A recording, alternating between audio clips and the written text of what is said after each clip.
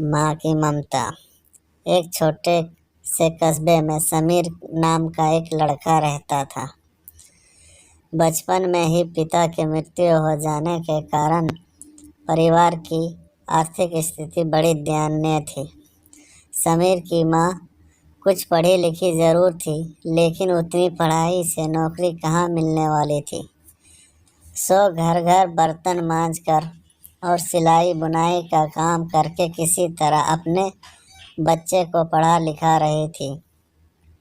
समीर स्वभाव से थोड़ा शर्मीला था और अक्सर चुप बैठा रहता था।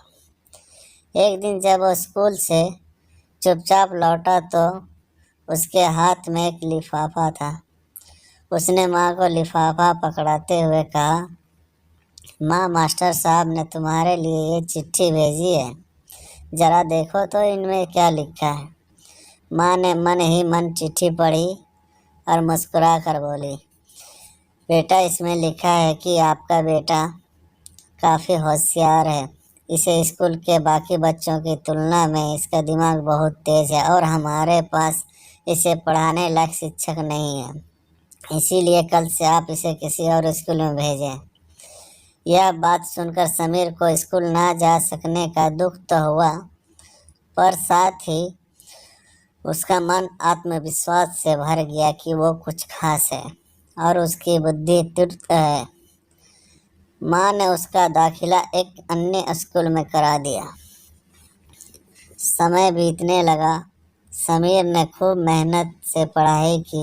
आगे चलकर उसने सिविल सर्विसेज परीक्षा भी पास की और आईएएस ऑफिसर बन गया। समीर की माँ अब बूढ़ी हो चुकी थी और कई दिनों से बीमार भी चल रही थी और एक दिन अचानक उनकी मृत्यु हो गई। समीर के लिए ये बहुत बड़ा आघात था। वह बिलख बिलख कर रो पड़ा।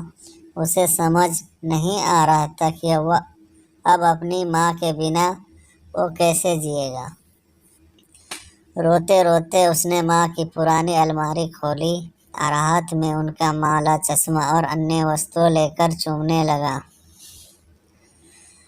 उस अलमारी में समीर के पुराने खिलौने और बचपन के कपड़े तक संभाल कर रखे हुए थे। समीर एक एक करके सारी चीज़ें निकालने लगा और तभी उसकी नज़र एक पुरानी चिट्ठी पर पड़ी। दरअसल ये वही चिट्ठी थी जो मास्टर साहब ने उसे 18 साल पहले दी थी। नम आँखों से समीर उसे पढ़ने लगा। आदरणीय अभिभावक, आपको बताते हुए हमें अफसोस हो रहा है कि आपका बेटा समीर पढ़ाई में बेहद कमज़ोर है और खेल कूद में भी भाग नहीं लेता है। जान पड़ता है कि उम्र के हिसाब से समीर की बुद्धि विकसित नहीं हो पाई है। अंत हम इसे अपने विद्यालय में पढ़ाने में असमर्थ हैं। आपसे निवेदन है कि समीर का दाखिला किसी मंदबुद्धि विद्यालय में कराएं अथवा खुद घर पर रख कर इसे पढ़ाएं।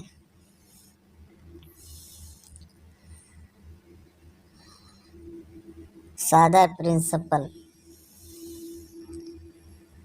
समीर जानता था कि भले अब उसकी माँ इस दुनिया में नहीं रही, पर वो जहाँ भी रहे उनकी ममता, उनका आशीर्वाद सदा उस पर बना रहेगा।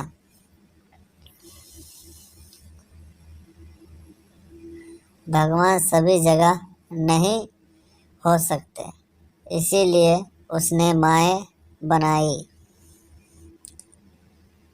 माँ से बढ़कर त्याग और तपस्या की मूरत भला और कौन हो सकता है। हम पढ़ लिख लें, बड़े होकर कुछ बन जाएं, इसके लिए वो चुपचाप न जाने कितनी कुर्बानियाँ देती है। अपनी ज़रूरतें मार कर हमें हमारे शौक़ पूरा करती है। यहाँ तक कि संतान बुरा व्यवहार करे तो भी माँ उसका भला ही सोचती है। सचमुच माँ जैसा कोई नहीं, माँ जैसा कोई नहीं। ना इस दुनिया में माँ के जैसा कोई हो सकता है। I love you mom, I love you माँ।